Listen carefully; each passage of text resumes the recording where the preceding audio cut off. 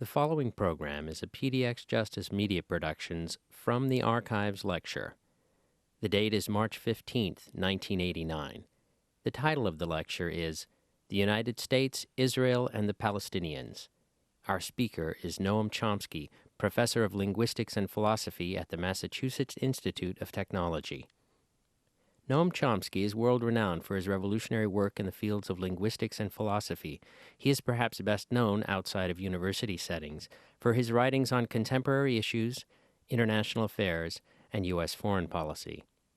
This lecture has been selected for its lasting relevance to the search for a resolution to the conflict in Israel-Palestine. The lecture was delivered at the height of the First Palestinian Intifada, or uprising, which is generally described as lasting from 1987 to 1993. In the many years since this lecture, much has changed in the region. The Oslo Peace Accords were signed, the Palestinian leader Yasser Arafat returned from exile, and the partial governing institutions of the Palestinian Authority were created. Israeli occupation forces were redeployed to allow partial autonomy for select regions of the occupied territories, and there has been significant expansion of Israeli settlements and associated infrastructure in the occupied territories, primarily in the West Bank. Tragically, the violence surged once again following a provocative visit to El Haram el Sharif, the Temple Mount, in Jerusalem, by the then candidate for Prime Minister Ariel Sharon.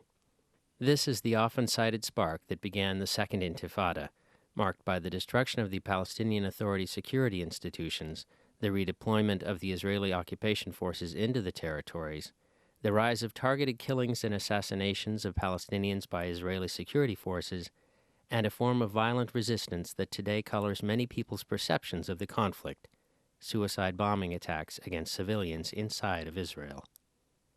Palestinian leader Yasser Arafat passed away in late 2004. More recently, the Israeli Prime Minister Ariel Sharon, long a key figure in shaping Israeli policies in the occupied territories, suffered a stroke and is unlikely to return to office.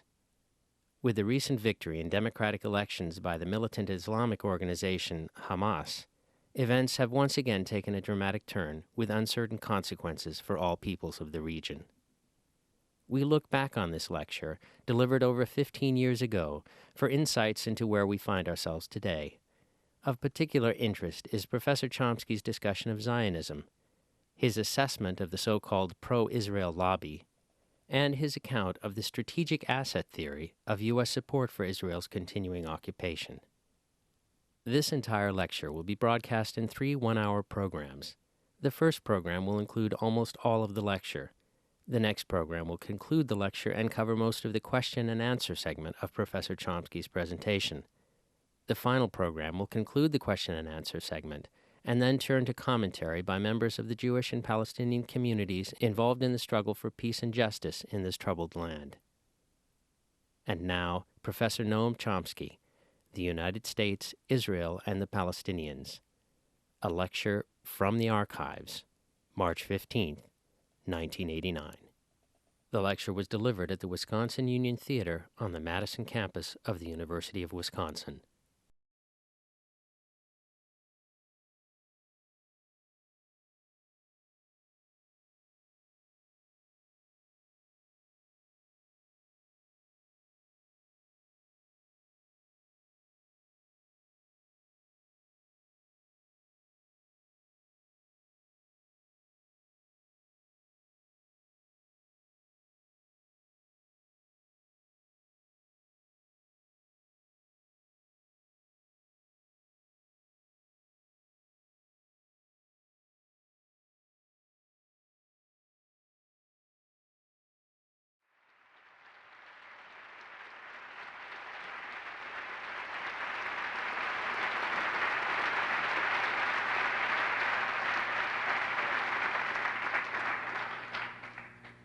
Somebody was kind enough to leave me some reading material. Thanks, whoever it was.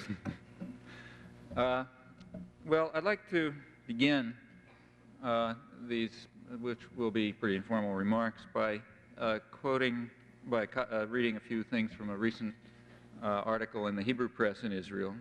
This is by a journalist named Nahum Barnea, who's one of the leading doves and one of the leading Israeli journalists. It's about a meeting between Defense Minister Yitzhak Rabin from the Labor Party and leaders of the Peace Now group, the sort of mainstream peace group. And the article's entitled, it's February 24th, and it's entitled Happy in Their Lot. And it describes how Rabin came to the meeting relaxed and happy, and he explained that he was particularly pleased about the U.S. Dialogue with the PLO, which he said was a very successful operation from Israel's point of view, despite what they may be saying publicly. It was a low-level discussion which had no significance, and its purpose was as a delaying action from the point of view of the United States to allow Israel a year at least, he said, to put down the uprising by force while these delaying operations go on. And he said the Palestinians in the occupied territories are now under harsh military and economic pressure, and he predicted that they will be broken and that they will accept Israel's terms. So the U.S. diplomatic maneuver, he concluded, is a delaying effort, and mainly to give Israel time to crush the intifada, the uprising, and that's very much in Israel's interest, so he's very pleased about it all. Well, there's every reason to suppose that this is an accurate description.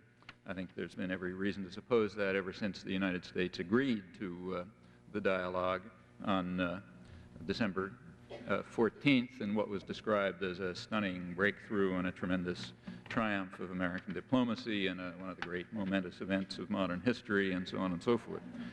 As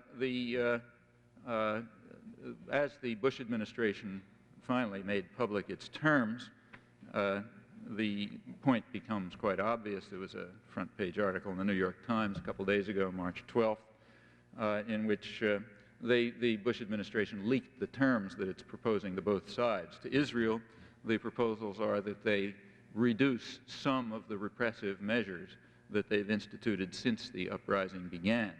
So in other words, return to a situation just somewhat more oppressive than before the uprising. And for the Palestinians, there should be, I'll just read the actual wording, a halt to violent demonstrations in the territories, that means an end to the uprising, blocking anti-Israeli raids from southern Lebanon, stopping distribution of inflammatory leaflets.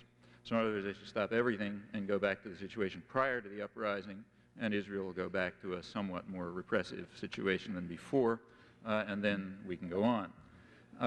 Now, some of these terms are particularly interesting. I mean, violent demonstrations, that can mean, for example, declaring a liberated village, which says it's going to run its own affairs, and then when Israeli soldiers come in to break up this violence, maybe throwing stones at them and so on, that's what's called violent demonstrations.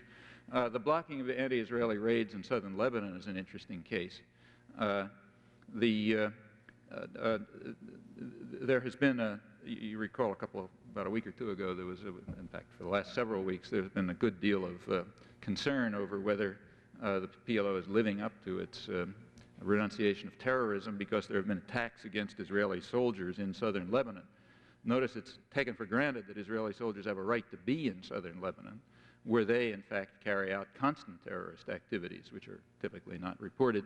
There are two kinds. There are the kinds in the areas of southern Lebanon that Israel has virtually annexed as its security zone, where just in the last month or so, about 100 people have been expelled, women, children, and old men in this case, because the villages, their villages have refused to cooperate with the South Lebanon Army. That's a terrorist mercenary army that Israel's established to control southern Lebanon.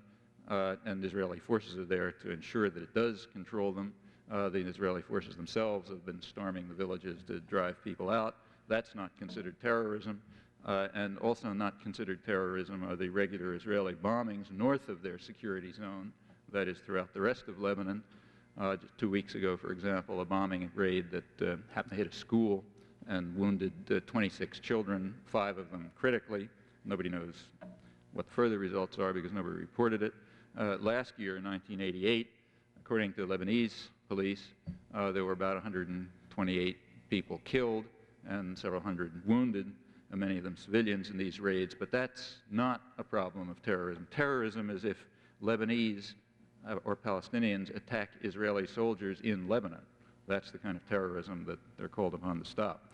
Well, if we look further, we find still more reason to believe that the Defense Minister Rabin's interpretation is accurate. The protocols of the first meeting between the U.S. ambassador in Tunis, Robert Pelletreau, and the PLO, those protocols were leaked. They were published in the Egyptian press in a newspaper close to President Mubarak, and they were then translated into English and published in the Jerusalem Post January 6th, so you can read them if you like, or if you want another source, you can read the relevant excerpts from them in an article of mine in Z Magazine this month, which is the first publication of them in the United States, as far as I know. The protocols state, the Jerusalem Post article begins by expressing its pleasure that the United States has accepted Israel's terms completely in the dialogue with the Palestinians, and it then goes on to give the verbatim transcripts. The U.S. delegate opens the discussion by saying that the United States has two demands that it insists upon. The first demand is that the Palestinians call off the uprising, which the United States regards as terrorism directed against the State of Israel. Okay? So if the Palestinians declare liberated villages in the West Bank under military occupation, the United States regards that as terrorism directed against the State of Israel and calls upon the PLO to stop it. If they don't stop it, they've backed off from their alleged commitment to stop terrorism. Now, of course, if the Palestinians, notice incidentally that they call on the PLO to call off the uprising, the assumption being that the PLO could call off the uprising, or that the PLO initiated the uprising. Now, it's conceivable that U.S. and Israeli intelligence actually believe this. It's total nonsense, as anyone who's actually bothered to look at the facts is aware. The PLO is no more capable of calling off the uprising than you are. And in fact, was very surprised by it. It's a spontaneous, popular revolution, in fact.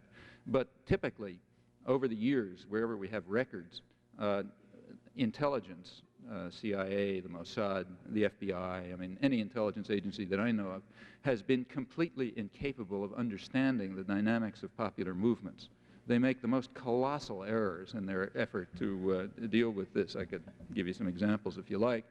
And they must assume that they're directed from outside by some, hostile force, because that's the only doctrinally tenable approach to the fact. You can't, there's a good deal of ideological fanaticism in the interpretations given by intelligence agencies, which is one reason why they're always falling flat on their face, as they do time and time again, including the ones that are constantly praised for their great achievements, mostly fabricated. So it is conceivable that U.S. and Israeli intelligence actually believe that the PLO could call off the uprising, and therefore the American ambassador believed it. Or it could be that this is just a put-on. In any event, if the Palestinians were to call off the uprising, the situation would return to the prior status quo, when the United States was quite prepared to continue supporting the quite harsh and oppressive and brutal military regime, and to pay for it, and to pay for Israeli settlements, and to block a political settlement, and so on. That is, we would simply return to the status quo ante. That's the first American demand. Go back to the situation in which nothing was happening and there was no pressure for any political settlement. The second U.S. demand was equally interesting. The PLO was told that the second minimal condition for continuing these discussions seriously is that they abandon any commitment to an international conference and enter into direct negotiations with Israel, which Israel incidentally refuses. Now, what's the importance of that? Well, the importance of that is that the international community, with virtual unanimity, is committed, in fact rather deeply committed, to a political settlement of what they perceive correctly to be a highly inflammatory and dangerous conflict. The United States, in contrast, is committed to opposing and blocking a political settlement. Therefore, and that's been going on for years, I'll give the background. Now, if there is an international conference, no matter who's in it, if it's the Russians or the Europeans or the non-aligned countries or just about anybody you can pick, they're going to be pressing for a political settlement, for a diplomatic settlement. And since the United States is opposed to that, we don't want such pressures. We want direct negotiations in which Israel, with U.S. backing, can simply take the position that the United States supports, namely continue the status quo without a political settlement, and without any external pressures. There will be no or external framework for continuing the discussion. There will be no further danger that things might move in the direction that the United States can't control. So that's the meaning, the plain meaning of the call for rejecting an international conference. There's another factor behind that, and that is that the United States simply does not tolerate other nations becoming involved in what the U.S. government regards as its turf. And the Middle East is its turf and has been for a long time, so others should keep their fingers out of it, hence no international conference. It's for similar reasons that the United States strongly opposed and succeeded in undermining the Contadora negotiations in Latin America, where the Latin American democracies tried to involve themselves in a political settlement in Central America and so on. Well, those are the two U.S. demands. One, call off the uprising so we go back to the prior status quo when nothing was happening, and the United States, meaning you and me, the taxpayers, continued to support the repression, the expansion, the continued integration of the territories into Israel and so on. That's demand number one. And demand number two is no international conference, that is, no international pressures for a diplomatic settlement, that is, continue to block progress. Well, those are the U.S. positions, and that explains why Yitzhak Rabin, the Labor Defense Minister, is so pleased and so satisfied with his lot and so tranquil about the fact that the United States is carrying on this dialogue, this delaying action to give Israel another year to crush the uprising by force, which he thinks will succeed. Well, if you look at the background for all of this, at the background developments, I think these current activities and processes fall into place and become quite intelligible. You recall that the great diplomatic breakthrough, the great diplomatic success that the press hailed all over the front pages took place on December 14th, 1988. And that was the time when Yasser Arafat was supposed to have said the magic words that the United States was demanding that he say all along, but he had always refused. And he had repeated the George Shultz appeared on television, and his lugubrious voice explained that Arafat had finally dropped his ambiguity and had repeated the words that the United States had written out for him, and therefore we were willing to enter into negotiations. Tremendous diplomatic breakthrough. The fact of the matter, as anyone who took 5 minutes could have discovered, are that Arafat's statements at the press conference in question were as remote from the U.S. demands as they had always been. In fact, Arafat's statements were precisely distinct from the U.S. demands in crucial respects and were identical to the positions that he'd been taking for the past 13 years.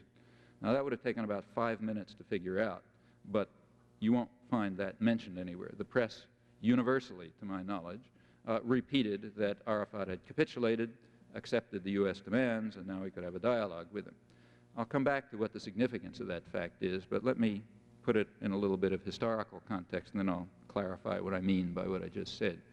As I say, it'll take you 5 minutes of research to figure it out. You just have to look at the texts that were published in the New York Times, and you will see immediately that it's true. And the differences between the U.S. position, which Arafat did not take, and the PLO position, which he did take, are very substantive and very critical. If the PLO had accepted the U.S. demands, they would have totally capitulated to U.S.-Israeli terms. And abandoned any right to self-determination, in fact. We'll come back to that. But now let's take a little bit of a look at the history, because this has been going on for a long time. It's been going on for quite a long time. There has been a general international consensus, very broad international consensus on the general terms of a political settlement in the Middle East of the Arab-Israeli conflict. Now, there's a little bit of vacillation about the details, but the general terms are quite clear, and they are expressed in document after document. These a proposal of this sort came to the United Nations Security Council in January 1976, 13 years ago. It was a resolution which called for a political settlement of the Arab-Israeli conflict on the internationally recognized borders, that's the pre-June 1967 borders, with a Palestinian state established in the Gaza Strip and the West Bank, and with international guarantees for the integrity, sovereignty, and security of every state in the region, and guarantees for the right of every state to live in peace and security within secure and recognized borders. Those of you who are familiar with the diplomacy will note that the terms in which this proposal were expressed were precisely the wording of UN 242, United Nations Resolution 242, which is widely understood and accepted, particularly by the United States, to be the foundation for a political settlement. The terms were different from UN 242 in one crucial respect. UN 242 refers only to states. It offers nothing to the Palestinians, and this extended the terms of UN 242 to the Palestinians. That was January 1976. That resolution was supported by most of the world, by most of Europe, by the non-aligned countries, the Soviet Union. It was not only supported by the Arab states, but introduced by the major Arab states. It was introduced by Syria, Jordan, and Egypt, the three so-called confrontation states, the ones involved in the direct conflict. It was supported publicly by the PLO, and in fact, according to Israel's delegate, Chaim Herzog, who's now president, it was actually prepared by the PLO. So here you have a very broad support for a political settlement, and that has expressed, it was vetoed by the United States. The resolution was vetoed by the United States, and that terminated it. Notice that in January 1976, the PLO and Arafat explicitly endorsed the wording of UN 242, the actual wording, while extending it to a Palestinian state. That's precisely the position that Arafat took on December 14th, 1988, when he stated the magic words. Nothing had changed in between. Same is true of the other points. The United States vetoed it at that time, and it's trying to block it now. That's the meaning of the current delaying action. Now, between 1976 and today, there have been repeated efforts to introduce a settlement of approximately that sort. The Arab states and the PLO have repeatedly called for negotiations with Israel leading to mutual recognition of Israel and the Palestinians, recognition of the right to national self-determination of both groups, the right of both to live in peace and security, and so on. It's always been blocked by Israel and the United States.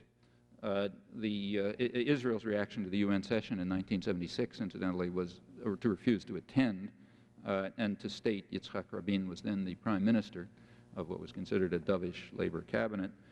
They stated that they would not deal with the PLO, even if the PLO were to renounce terrorism and to recognize the state of Israel, and they would not deal with any Palestinians on any political issue.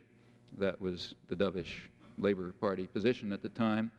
Israel's reaction to the calling of the UN session was the typical one. They bombed Lebanon, killing about 50 people, according to Lebanese sources. That was reported in the United States, but since it's considered quite normal, there was no reaction to it. Recall that Israel is a client state of the United States. Therefore, it inherits certain rights from us, including the right to kill anybody it feels like. That's our right, so therefore it's inherited by any client. And when they do it, you don't have to, you can report it maybe, but you don't have to bother commenting on it.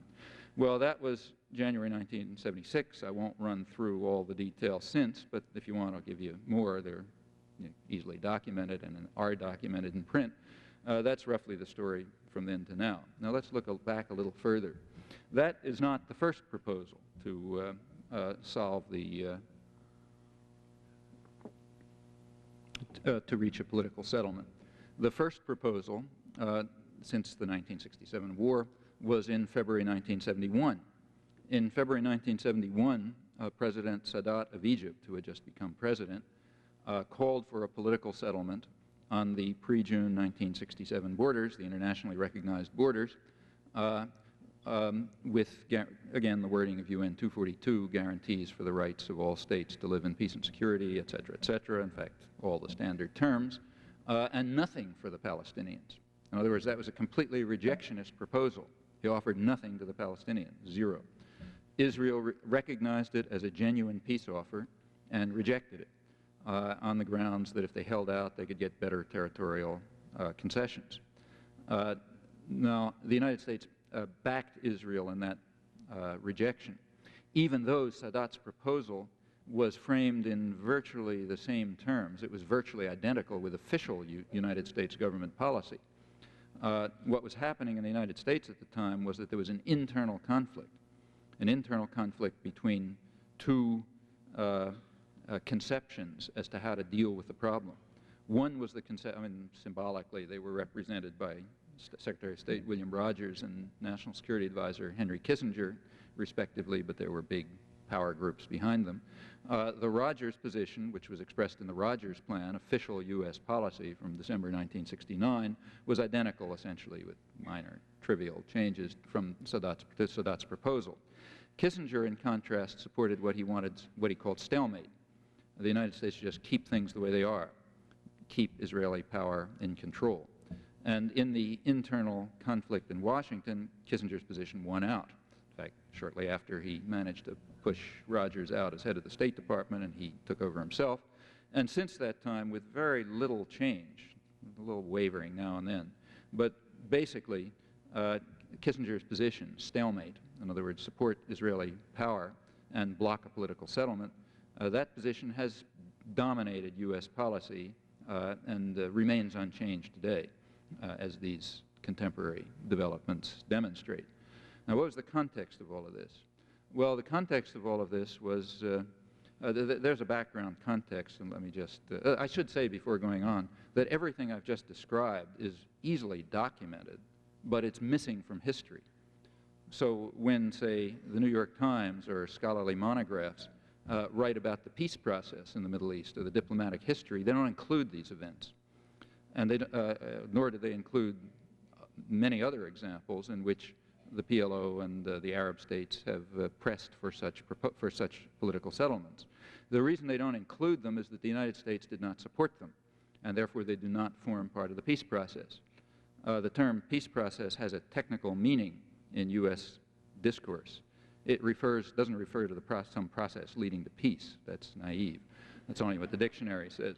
The peace process refers to whatever the United States happens to be doing at the moment. That's the peace process.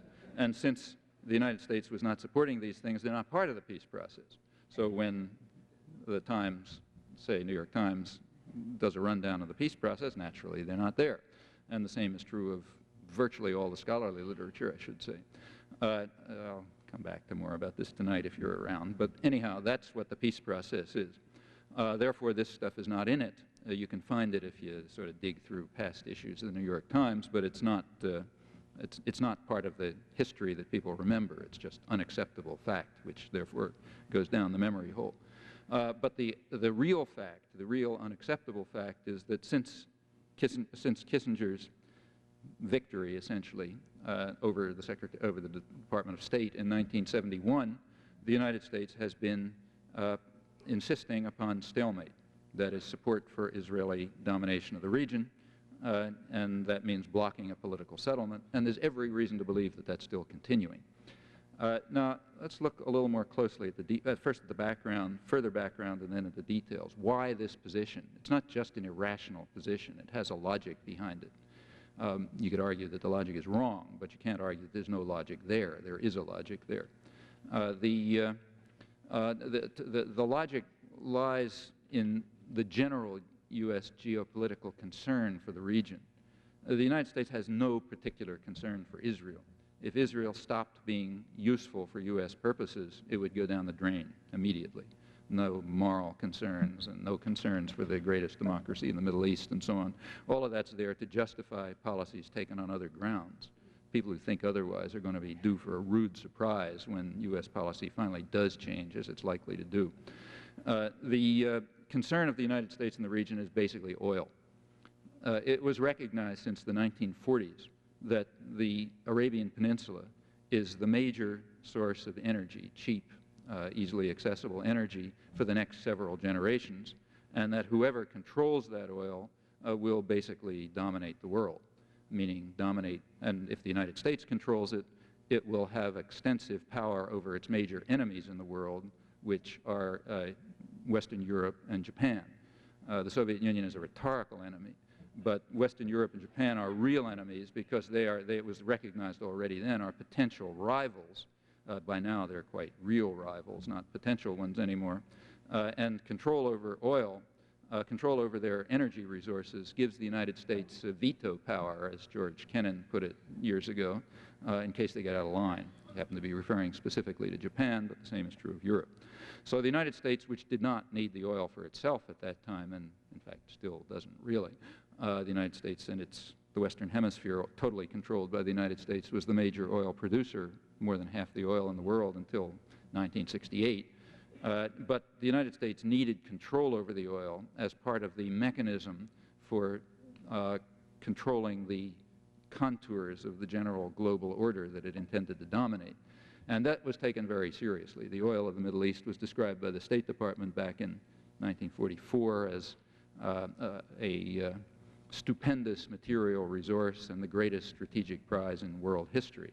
And that characterization continues for many years, and in fact still does.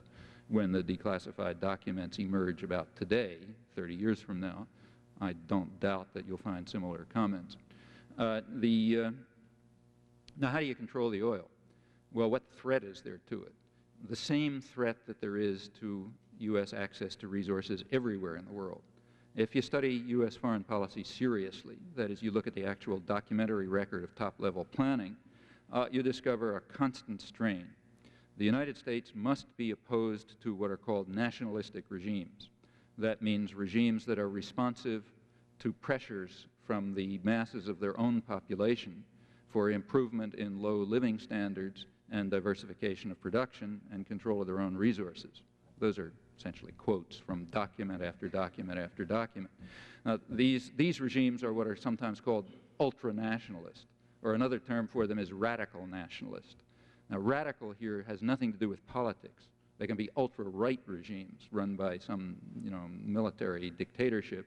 They're still radical nationalists if they're responsive to the need to domestic concerns, instead of being responsive to the overriding rights of U.S. investors. That's what counts. And if they don't meet that condition, they're radical regimes, or they're ultra-nationalist, or they're a threat, and they have to be overcome, either by military force or some other means.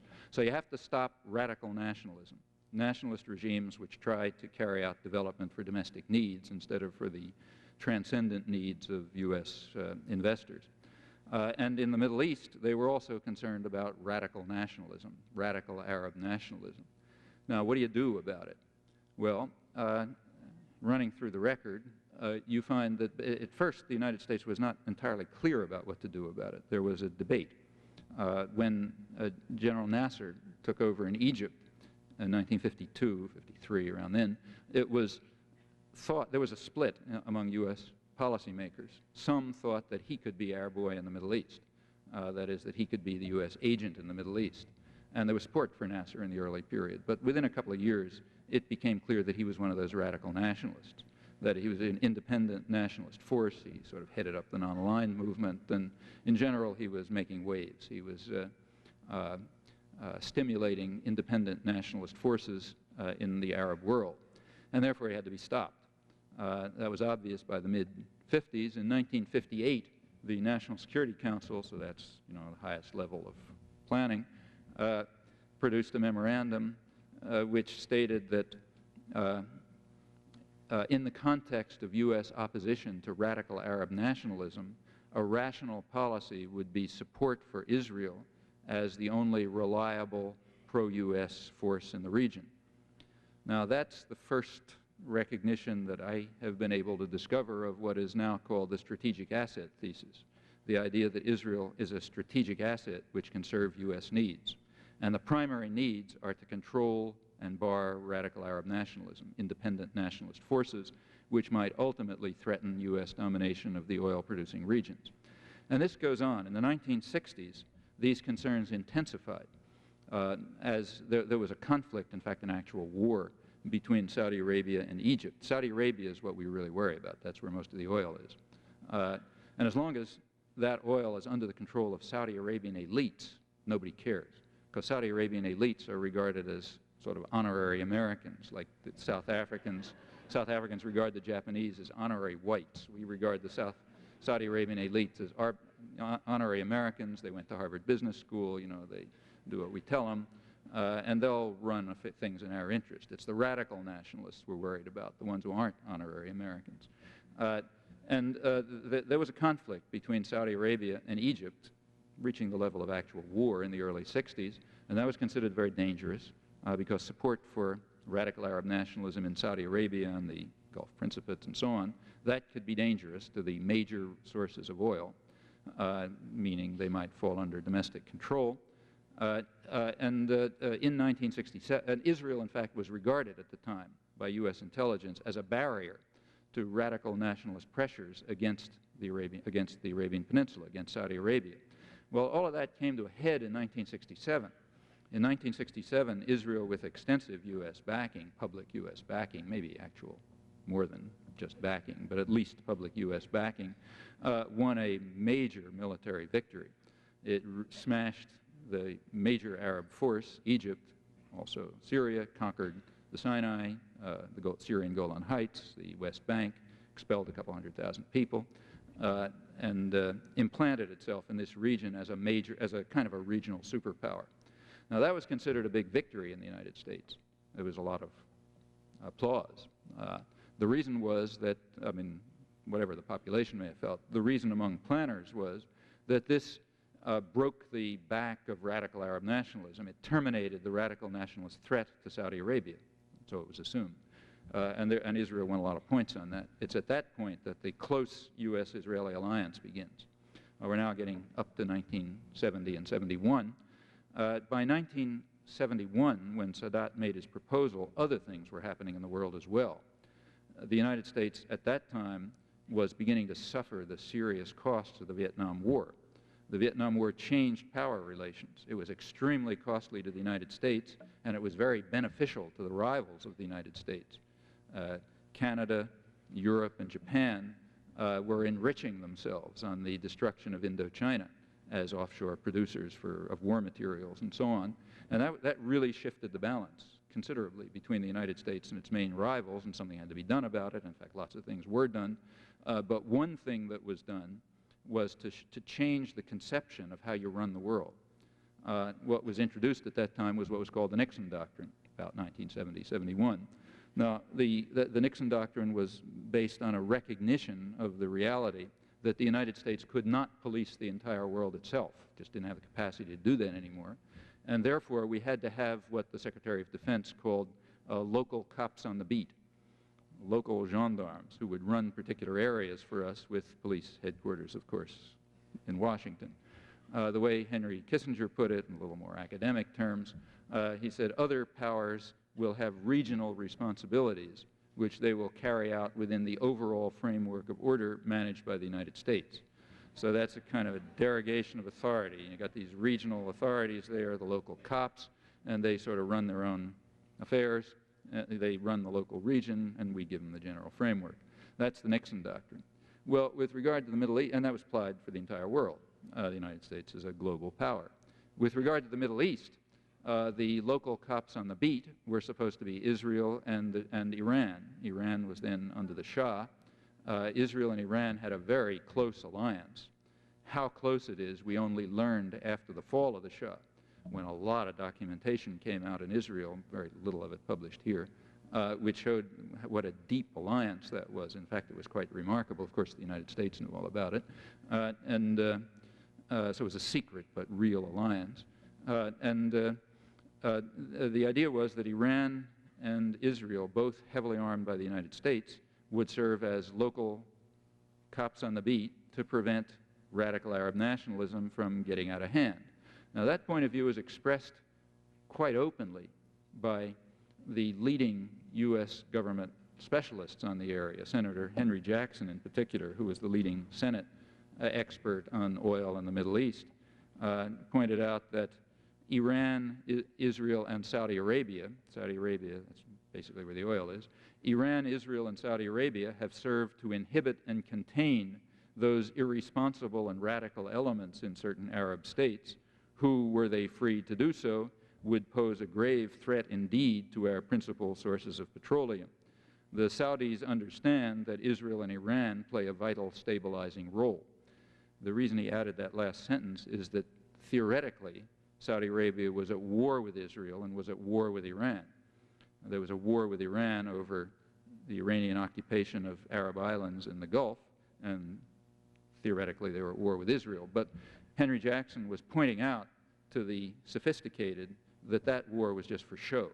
Basically, Saudi Arabia understood that there was an alliance. There was a tripartite alliance between Saudi Arabia, Israel, and Iran, where Israel and Iran play a vital stabilizing role. That is, they repress radical Arab nationalism in the interests of the Saudi Arabian elite. And when Jackson said that the Saudi Arabians understand this, meaning the Saudi Arabian elite understands this, I think there's every reason to believe that he was correct. An Iranian diplomat at the same time pointed out that without Israeli power in the Middle East, the Shah of Iran feels that the Arabs would be difficult to contain and the Russians would very much gain an upper hand in the whole area. So from the Iranian point of view also, Israel, with whom they had a direct tacit alliance, not so tacit, in fact, an active alliance, which later became public, Israel played a stabilizing role, as Jackson put it, to contain radical Arabs. Well, that was the general picture. And it's in that context that Kissinger pressed for stalemate, that is, for maintaining Israeli power, for maintaining Israel as a dominant military force, as a militarized state, a highly militarized, technologically advanced state that could serve as a U.S. cop on the beat. Now, that's only part of the story, because by that time, Israel had accepted these arrangements, much to its detriment, in my view, but they had accepted them. And costs go along with that, or at least tasks go along with it.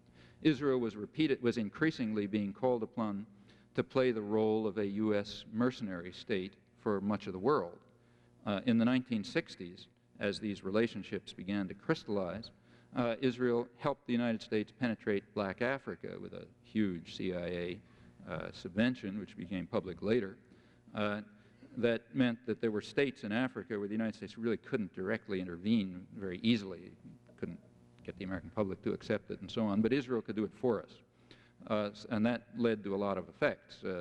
Mobutu, the general, it was that year, was basically, he was installed really by U.S. subversion, but then he was maintained by Israeli power.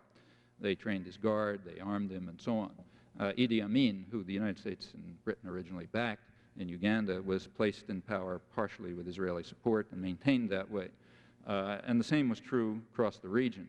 You recall that the United States was then supporting secretly the racist white states, Rhodesia and South Africa.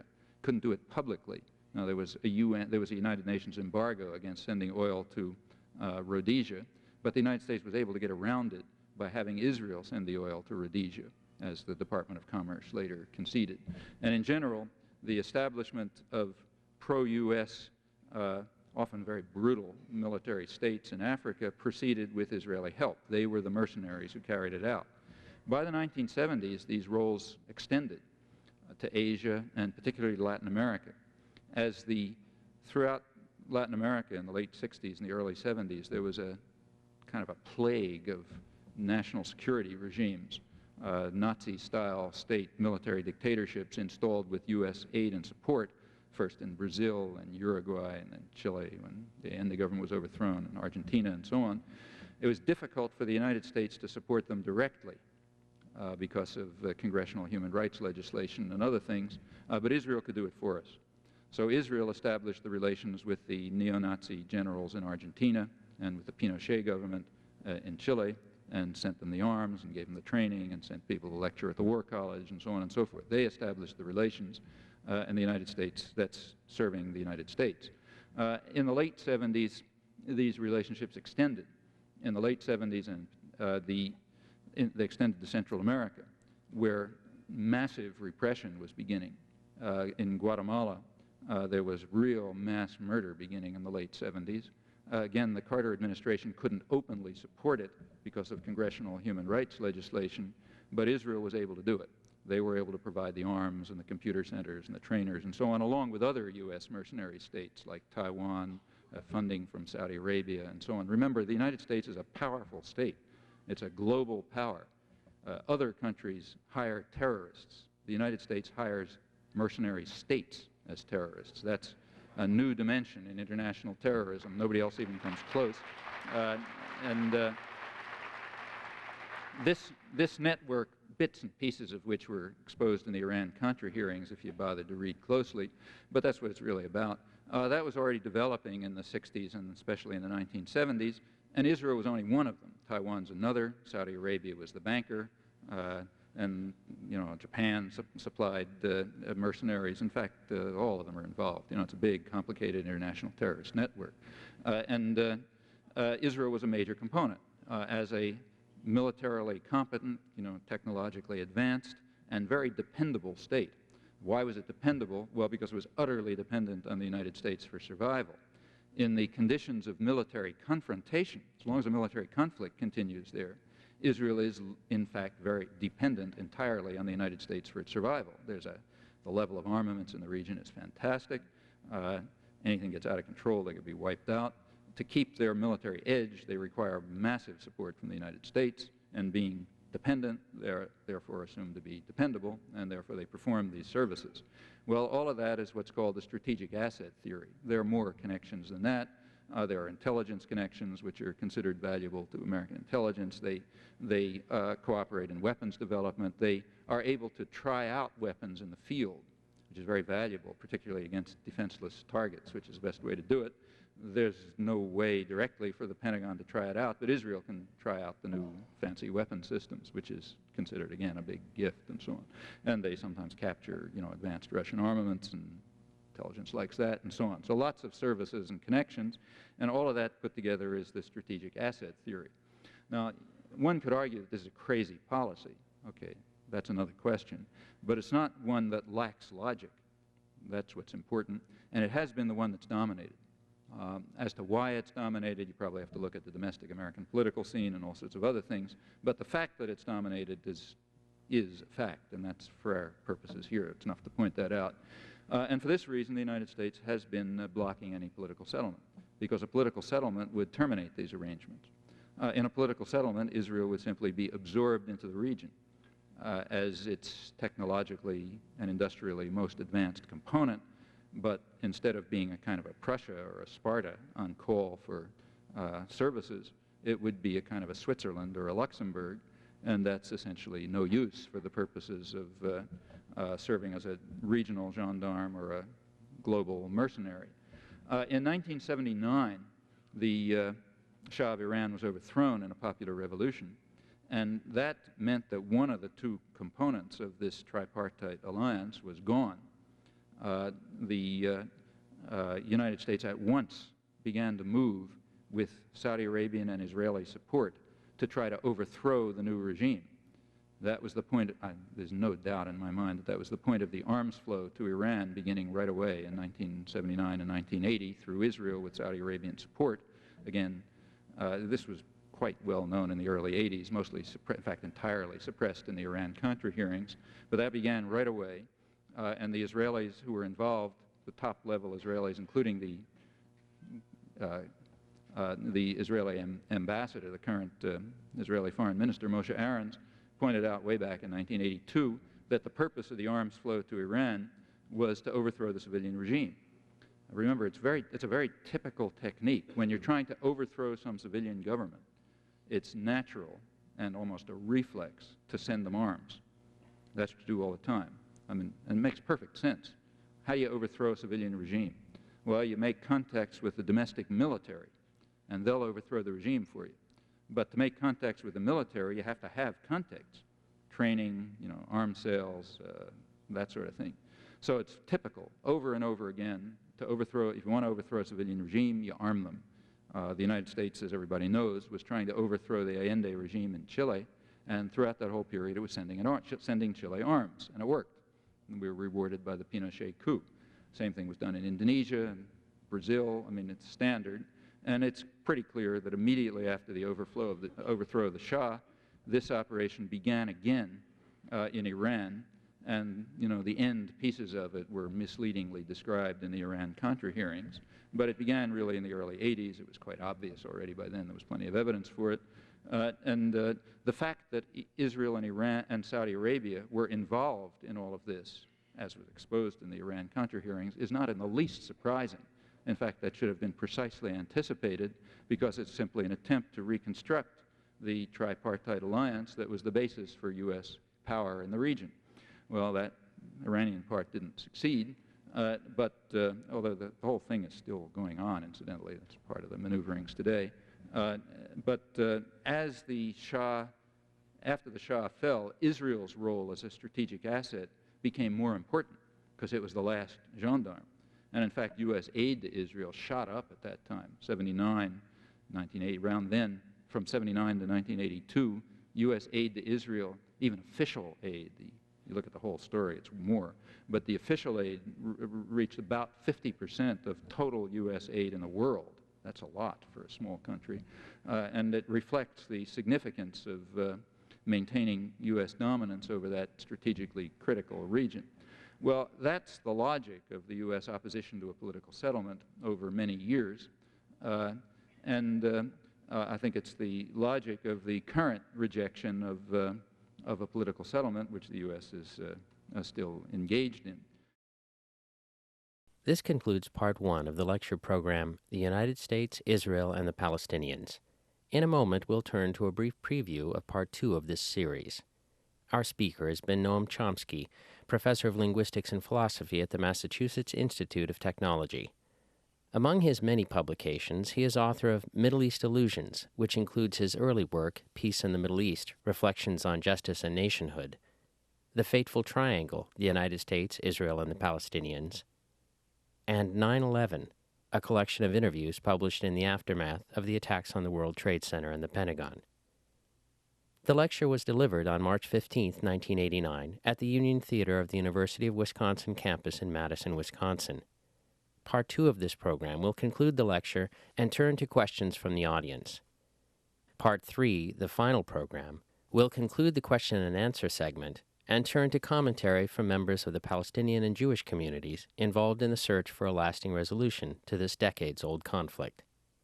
And now, a preview from Part 2 of the United States, Israel, and the Palestinians. Now, why has the last comment, why has the U.S. modified its position with regard to dealing with the Palestinians, even though the Palestinians haven't changed their position at all? Well, that's an interesting question, and we can get some insight into it by looking at earlier events. So let's go back to the relations with Sadat of Egypt. Everyone who reads the American press or journals or books and so on knows that Sadat is the one good Arab. All Arabs are bad, but Sadat is the one good one, which is why he was killed, because the Arabs always kill the good guy. Now, why was Sadat the good Arab? Well, the official story is that although Sadat was originally a bad Arab, like all the rest, that is, all he wanted to do was kill Jews, and like all Arabs do, in 1973, he tried, in the October War, tried to kill all the Jews, and it didn't work. And then, after that, under the kindly tutelage of Henry Kissinger and Jimmy Carter, he became a man of peace, and he flew to Jerusalem in 1977, and he offered peace. And then, of course, in our magnanimity, we accepted peace, and then came the Camp David agreements, and Sadat was a man of peace. That's the official story. The actual truth is a little bit different. The actual truth is that Sadat made a peace offer in February 1971, which was more favorable to Israel than the one that he made in Jerusalem in 1977.